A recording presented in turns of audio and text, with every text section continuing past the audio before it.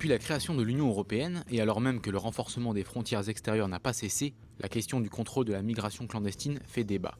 Pourtant, sur les dernières années, le nombre de traversées illégales détectées aux frontières européennes a plutôt tendance à baisser, selon l'organisme européen Frontex.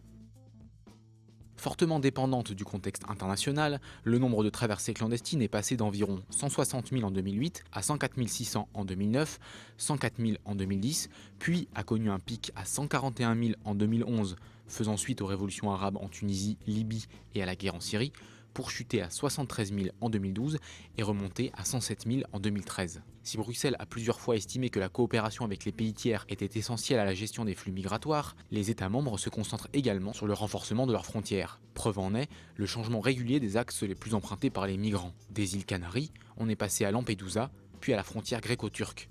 Quand les contrôles de police s'y sont renforcés, les migrants sont passés par la Bulgarie voisine ou les îles de la mer Égée. En 2012, la route la plus empruntée par les migrants pour rejoindre l'Europe passe de la Turquie vers la Grèce. Cette année-là, on y a recensé 37 224 passages, dont une majorité de Syriens et d'Afghans.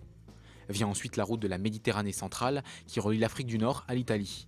En 2012, 10 379 passages y ont été détectés. Très souvent sous les feux de l'actualité, le passage du Maroc vers l'Espagne via les enclaves de Ceuta et Melilla a vu 6 397 entrées illégales en 2012, ce qui est moins que la route des Balkans vers les pays limitrophes, Croatie et Grèce notamment, qui totalisent 11 893 passages. Mais la pression migratoire ne se mesure pas qu'en entrée illégale. Beaucoup de ces migrants poussés vers l'Europe par les guerres ou les conditions économiques meurent avant de l'atteindre. Depuis 1992, le nombre de morts aux frontières de l'Europe ne cesse d'augmenter. Entre 1992 et 2000, l'ONG United Against Racism a dénombré 2150 morts aux frontières. Depuis l'an 2000, l'initiative Migrant Files en a, elle, compté 23 258, soit 10 fois plus. En dépit de discours tantôt très anti-immigration, tantôt indignés en raison du sort tragique de certains migrants, force est de constater que l'Europe n'a pas trouvé de réponse adéquate aux défis migratoires.